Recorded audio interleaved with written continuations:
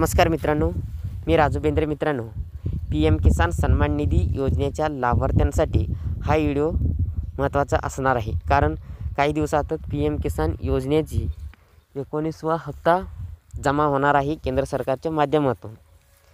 आणि ही हप्ता जमा होण्याआधीच आपल्याला हा 19वा हप्ता मिळणार आहे की नाही हे जाणून घ्यायचं आहे. कारण काही शेतकऱ्यांनी PM किसान योजनेचा हप्ता वितरण झाल्यानंतर वंचित राहतात. ते कशामुळे राहतात? कारण जर हप्ता वितरित होण्याआधीच PM किसान योजनेचं काय निकष आहे, काय अपडेट हे बदल होत राहतं. तर त्यासाठी आपणाला जर दरवेळेला जो 4 महिन्यांनी PM किसान योजनेचा हप्ता वितरित होतो त्याच्या आधी आपणाला आपलं स्टेटस चेक करायचं गरजेचं आहे. आपणाला जो हप्ता मिळतो का नाही तर हे चेक करून आपली जे काही कामं असतात योजनेचे जे व्यवस्थित करून घेतल्यानंतर ह्या योजनेपासून आपण वंचित राहणार नाही आणि जर वेळेला आपल्याला पैसे मिळतात तर आपलं स्टेटस हे घर बसल्या चेक करून आपण पाहू शकतो की PM किसान योजनेचा हप्ता आपल्याला मिळणार आहे की नाही. तर शेतकरी मित्रांनो, मी तुम्हाला आज ह्या व्हिडिओच्या माध्यमातून तेच सांगणार आहे की PM किसान योजनेचं 19वा हप्ता मिळणार आहे की नाही हे स्टेटस कसे चेक करायचं. तर त्यासाठी व्हिडिओ शेवटपर्यंत पहा आणि व्हिडिओला लाईक करा. आर्बिटेक मराठी यूट्यूब चॅनलला सबस्क्राईब केलं नसेल तर आता सबस्क्राईब करून ठेवा. कारण अशीच महत्त्वाची व्हिडिओ डेली आपल्या आर्बिटेक मराठी यूट्यूब चॅनलवरच भेटत राहतील. तर चला मित्रांनो, व्हिडिओला वेळ न घालवता व्हिडिओला सुरू करू. मित्रांनो, पहिला तुमच्या मोबाईलमधील क्रोम ब्राउझर हे ॲप्लिकेशन ओपन करा आणि तिथं सर्च करा PM किसान. PM किसान सर्च केल्यानंतर तुम्हाला पहिलीची वेबसाईट आलेली दिसेल pmkisan.gov.in. ह्या वेबसाईटची लिंक तुम्हाला डिस्क्रिप्शनमध्ये मिळेल. तर इथं मी ह्या वेबसाईटवरती क्लिक करतो. मित्रांनो, ते क्लिक केल्यानंतर तुम्हाला इथे 3 डॉटवरती क्लिक करायचं आहे आणि डेस्कटॉप साईट ह्याच्यावरती क्लिक करायचं आहे.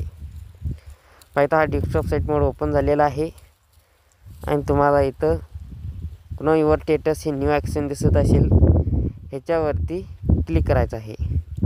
ह्याच्यावरती क्लिक केल्यानंतर तुम्हाला इथं झूम करून दाखवतो. एंटर रजिस्टर नंबर म्हणून विचारत आहे.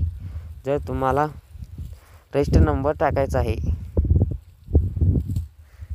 आता तुमच्याकडे जर रजिस्टर नंबर नसेल तर कसं काढायचं पहा. इथं कुणा युअर रजिस्टर नंबर ह्याच्यावरती कोपऱ्यावरती क्लिक करा आणि तुम्हाला इथं तुम्ही मोबाईल नंबरच्या सहाय्याने किंवा आधार नंबरच्या सहाय्यानं हे रजिस्टर नंबर काढू शकता. आता मी इथं मोबाईल नंबरनं काढणार आहे. त्यासाठी मोबाईल नंबर इथे एंटर करतो आणि जो पुढे कोड आहे कॅप्चा कोड दिसतो तो सेम कॅप्चा कोड तुम्हाला ह्या ठिकाणी टाकायचा आहे. आता मी सर्व इथं टाकून घेणार आहोत. हे टाकून घेतल्यानंतर तुम्हाला गेट मोबाईल OTP ह्याच्यावरती क्लिक करायचं आहे. आता तुम्हाला रजिस्टर असलेल्या मोबाईल नंबरवरती OTP येईल. पाहता आता मला OTP आलेला आहे. मी OTP टाकून घेणार आहे. OTP टाकून घेतल्यानंतर परत तुम्हाला इथं हे कॅप्चा तो वरती कॅप्चा आहे ना तो परत इथं कॅप्चा टाकायचा आहे. तो मी कॅप्चा टाकून घेतो.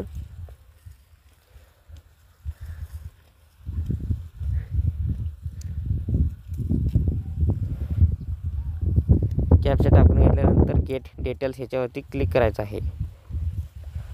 ह्याच्यावरती क्लिक केल्यानंतर तुम्हाला पाहायला मिळत असेल बा इथं तुमचा रजिस्टर नंबर ह्याच्याखाली तुमचा रजिस्टर नंबर आहे आणि इथं नेम म्हणजे तुमचं नाव इथं दिसेल पुढे. आता रजिस्टर नंबर आहे ह्याच्यावरती असं प्रेस करा. प्रेस नंतर हा कॉपी करा. ह्याला कॉपी करून घेतल्यानंतर इथं वरती बॅक आहे ह्या बॅकवरती दाबा. बॅक आल्यानंतर तुम्हाला परत असा दिसेल होम पेज. परत आता नो युअर स्टेटस ह्याच्यावरती क्लिक करा. तुम्हाला जो आत्ता काढलेला रजिस्टर नंबर आहे ती पहिली स्टेपमध्ये तुम्हाला रजिस्टर नंबर कशी काढायचे ते सांगितलेलं आहे. आता जो रजिस्टर नंबर आहे ना इथं एंटर करायचा आहे आणि जो कॅप्चा कोड दिसेल तो इथं टाकायचा आहे. आता मी इथं सर्व टाकून घेतो. हे सर्व टाकून घेतल्यानंतर तुम्हाला परत गेट OTP ह्याच्यावरती क्लिक करायचं आहे. तुम्ही KYC करताना कोणता मोबाईल नंबर दिलेला आहे त्याच्यावरती OTP जाईल. पाहिल्यानंतर तुम्हाला तो OTP ते टाकून घ्यायचा आहे. त्याच्यानंतर गेट डाटा ह्याच्यावरती क्लिक करायचं आहे. गेट डाटा ह्याच्यावरती क्लिक केल्यानंतर तुमच्या पुढे असं पेज ओपन होईल. तुम्हाला पहिलं येतं पर्सनल इन्फॉर्मेशनमध्ये तुमचा रजिस्टर नंबर, तुम्ही रजिस्टर कधी केला, तुमचं नाव, फादर नेम, ॲड्रेस कोणता आहे, तुमचा मोबाईल नंबर, हे सर्व ह्यामध्ये दिसेल. त्याच्यानंतर एजिबिलिटी स्टेटस हे खाली एक निळ्या पट्टी कलरमध्ये ऑप्शन आहे, ह्या कोपऱ्यावरती इथं क्लिक करा आणि असं तुम्हाला इथं यायला दिसेल. ह्यामध्ये हा मेन पॉईंट आहे, तुम्हाला पुढील हप्ता येणार की नाही इथं समजतं आहे. म्हणजे तुम्हाला पहिला दिसत आहे की लँड सीडिंग हे ग्रीन कलरमध्ये राईट आणि यस आहे. हे लँड सीडिंग हे यस असलं पाहिजे, म्हणजे तुमचं 7/12 खातं अद्यापत ऑनलाईन रेकॉर्ड असणं गरजेचं आहे. जर हे यस आहे, आता आपलं यस आहे, तर तुमचे ह्या ठिकाणी नो असेल तर तुम्ही भूमी अभिलेख विभागाकडे म्हणजे तहसीलदार ऑफिसमध्ये जाऊन हे तुम्ही अद्यापत करून ह्याला यस करू शकता. त्याच्यानंतर दुसरा आहे पहा KYC स्टेटस हे ग्रीन राईट यस आहे. आता KYC तुम्ही हे योजनेचं आधार थंब किंवा आधार नंबरने तुमचं थंब देऊन किंवा आधार नंबरने KYC करू शकता. पाहिजे हा KYC झालेला आहे आपलं, त्यासाठी ग्रीन राईट आलेला आहे. तर तुमच्यासाठी इथं नो असेल तर तुम्ही KYC करून घ्या.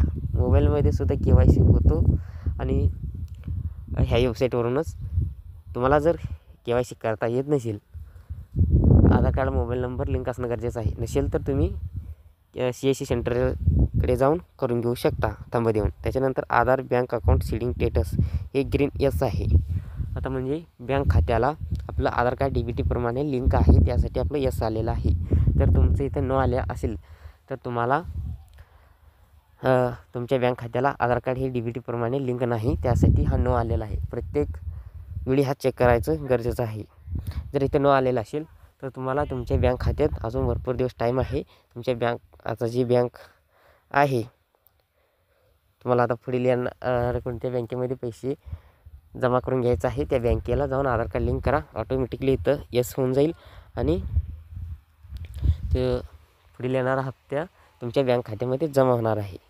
ही झाली तुमची एलिजिबिलिटी स्टेटस आणि लेटेस्ट इन्स्टॉलमेंट डिटेल्स. आता तुम्हाला कितवा हप्ता चालू म्हणजे येणार आहे पुढचा, तो तुम्हाला इथं दिसणार आहे. वायता आता आपला 15वर येणार आहे, कारण योजना चालू झालेल्या आपण काही दिवसानं अर्ज केला आहे, त्यासाठी आपण थोडं मागे आहे. आता इथं FTO प्रोसेस हा मेन पॉईंट आहे, इथं यस असलं पाहिजे. आता तुम्हाला इन्स्टॉलमेंट डिटेल्समध्ये आता 5th इन्स्टॉलमेंट पेमेंट डन आहे. FTO प्रोसेस यस असलं पाहिजे, तरच तुम्हाला पुढील येणारा हप्ता हा मिळणार आहे. नो असेल तर तुमचं कोणत्या बँकेमध्ये पैसे जमा होणार आहे ते सुद्धा इथे दिसत आहे आणि पेमेंट मोड आधारने जमा होणार आहे होतात. हे अकाउंट नंबरचे 4 अंकी दिसतात आणि UTR नंबर दिसते. हे सर्व माहिती यामध्ये तुम्हाला पाहायलाच मिळते, तुमचे डिटेल्स. आणि तुम्हाला FTO प्रोसेस यस करायचं असेल तर वरील तिन्ही प्रोसेस यस करून घ्यायचं आहे. तर शेतकरी मित्रांनो, PM किसान सन्मान निधी योजनेचा पुढील येणारा 19 हप्ता आपल्याला मिळणार की नाही, कसं चेक करायचं हे तुम्हाला मी या व्हिडिओच्या माध्यमातून सांगितलेलं आहे. कोणत्याही शेतकऱ्याचं तुम्ही घर बसल्या अशा पद्धतीनं चेक करू शकता. कोणाचंही तुमच्या मोबाईलच्या माध्यमातून ऑनलाईन कुठेही जायचं गरज नाही. व्हिडिओ कसं वाटला नक्की कमेंट करा आणि व्हिडिओला लाईक करा. जास्तीत जास्त मित्रांपर्यंत व्हिडिओ शेअर करा. चॅनलला सबस्क्राईब करायला विसरू नका, कारण अशीच महत्त्वाची व्हिडिओ डेली आपल्या आर्बिटेक मराठी यूट्यूब चॅनलवरच भेटत राहतील. नवीन व्हिडिओसह नवीन माहितीसह परत व्हिडिओमध्ये भेटूया. जय हिंद, जय महाराष्ट्र. धन्यवाद.